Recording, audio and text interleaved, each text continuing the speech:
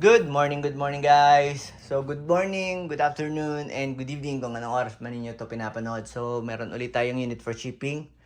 7:11 ang oras. Kakatapos lang natin maghatid ng bata. So itong unit na ito ay para kay Bossing James Brian Arevalo.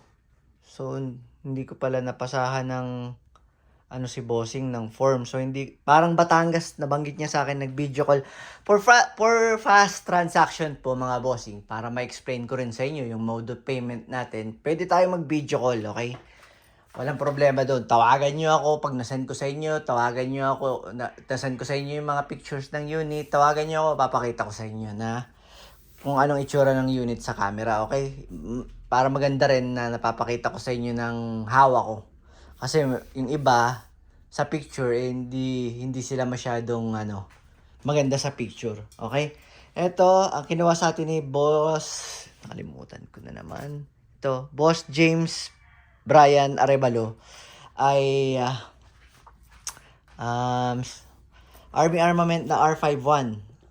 Army Armament na R501. Ito yung Costa Ludus Staccato, no? Yan. STI. Okay, so pagbukas mo, Bossing, meron ganito. So, alam ko matigas din ang ulo mo, hindi mo rin yan babasahin. Tapos may kasama siyang dalawang silica gel. Okay, tapos Bossing, ito yung unit. Ganyan natin to. Okay. So, ito yung unit mo, Bossing. Full metal, Costa Ludus markings, polymer yung grip, polymer yung trigger guard. Parang bakal hindi ko sure kung bakal siya o polymer Pero itong lower frame, yung pinagkakabitan ng grip is metal. Yung slide, metal, fiber optics na sight, orange sa front, fixed iron sight sa rear. Ayan. Manual safety, ambidextrous, ampi siya. So, gagana siya pagka nakakasalang. Ayan. Kaliwat kanan yan. Kung kaliwete ka, pwede rin dito. Okay. Tapos, meron siyang hand grip safety or beaver tail safety. Kailangan madiin ang grip. Mapisil mo to para makalabit mo siya. Okay. So, naka-compensator na rin. Maganda ang compensator kasi ang function ng compensator is habang pumuputok ka, so yung compensator solid metal to. So ang function niya is ibaba niya agad yung dulo ng barrel mo. So hindi masyadong malakas yung blowback niya, no? Ibinababa agad ng compensator. Yun yung function ng compensator natin. So, parang threaded yung compensator niya. So, pwede ka ditong maglagay ng threaded ba? Oo, threaded. Pwede ka maglagay ng silencer or tracer dito sa kanyang compensator. Tapos, syempre, katulad ng mga nasabi ko, ang maganda sa Costa Ludus ay ayaw niya mag-lock. Okay. Naka-fix sa outer barrel siya. So, very good yun kasi hindi gagalaw yung barrel natin pag pumuputok tayo. So, mas accurate yung niya, point of impact, yung projectile niya. Mas diretso. Okay? So, may request si Bossing kasi ang kinuha ni Bossing ay kumpleto. Kumpleto ba? Gas, silicone oil, BB loader. Okay. So, sabi niya, saan ko lalagyan ng oil? Paano ba maglagay ng oil? So, ganito, Bossing. Ito, yung parang dulo ng plastic na to, yung pinaka-lock niya. Ito kasi lock ng slide pinaka-slide lock. Itututok mo siya dito. Kailangan, bago nyo to gawin, dapat wala kayong magazine. Okay? Kasan nyo muna hanggang dulo. Tapos, dalawa kasi yan Yung isa, ayun. Ito yung isa, yung maliit yung yung naka-curve na to, yung uka niya maliit. Dito kasi yung pag naglalak, pagka ubos na yung bala, dito nyo itututok. Okay, doon. Sa mas maliit na ano. Itong dulo na to. Okay. So, tutok natin. Sana makalas ko ng maano. Kasi, teka lang ha. Lalapit ko. Basta ganon. Ganon yung nangyayari. Ang hirap kasi nakapaganto ko sa camera. Nakapabuka ka ako para lang makita nyo yung ginagawa ko. So, wait lang. So, pagka nahilam mo na siya, ayan, oh, nilapit ko lang sa akin. Ayan, tutulak mo siya dito sa likod. So, aangat to. Pag naangat to, dire-diretso mo na siyang mahihila. Ayun. So, ayun, no, tuyo siya. Ang basa lang sa kanya, eto, yung dulo na lang. So, ganito ang paglulub, bossing.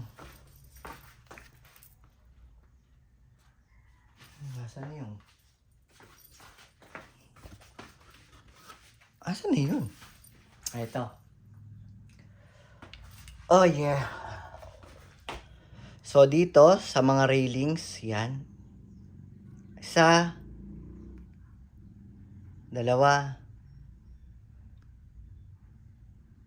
tatlo, apat. Tapos dito, tigko konti lang. Isa, dalawa, tatlo, apat. Tapos dito sa hammer. Yon. Yung isang ganito, taon nyo gagamitin yan.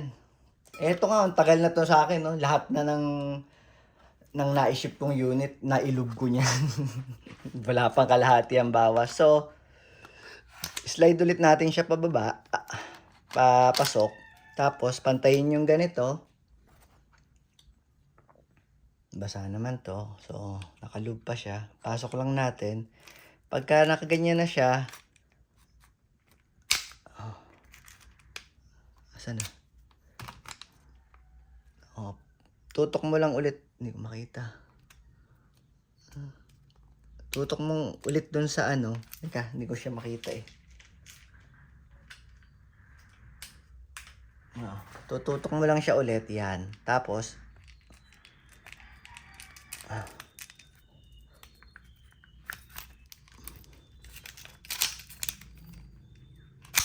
okay. Tapos kalat natin. Ikakalat nyo. Para nakalub yung buong railings niya. So, hindi magkakaroon ng friction. Kasi nga, nakalubricate, hindi mauupod yung slide nyo. Maganda ang performance kasi habang nagbo-blowback, so smooth ang slide. Ang blowback natin. Kasi pag tuyo sila, di nagkakaskasan yung mga bakal. Okay? Tapos dito rin sa magazine, bossing, ito nakita nyo, wala siyang gas.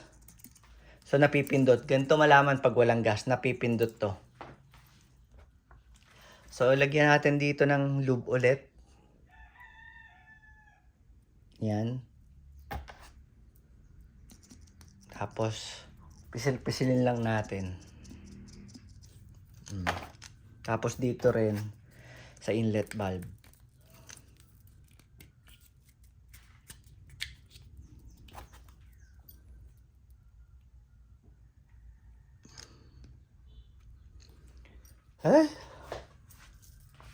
Tapos, pagka meron na siya, lagyan natin siya ng gas para pumasok yung nandun na silicone oil sa loob.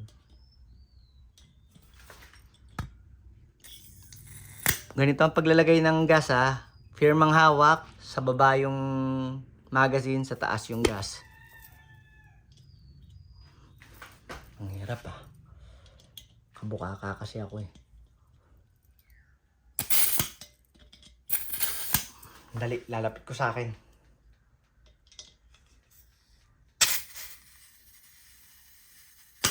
Okay. So, meron na siyang gas. Lagyan natin siya ng BBs. So, eto, ang makukuha mong BB sa BB loader sa akin, ganito ang itsura, bossing.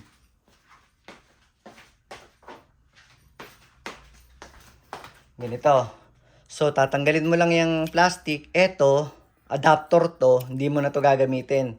Kahit itago mo na o kaya itapon mo na. Tapos may pinipindot lang dito, ito yata. Pag pindot mo, lalabas na to. Itong pindutan na to. So, lagyan natin siya ng bibis. So, makikita nyo,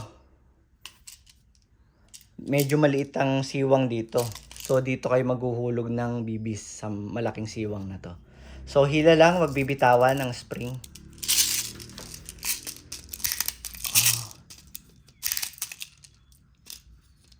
Okay. So, pasigsag dapat para magandang labas ng bala. Hindi mabilaukan yung hap-hap rubber. So, test natin yung unit mo, bossing.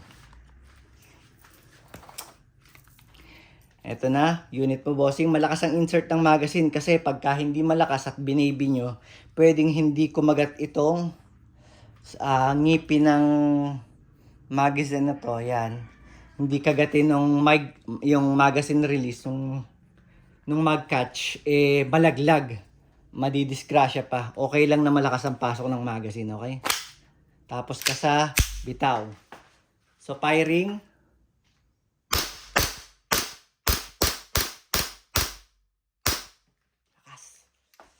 So, release agad ang magazine. Baba lang natin tong slide catch. Then, press the hammer. Rest the hammer by pressing the trigger. Thank you, bossing James Brian Arevalo.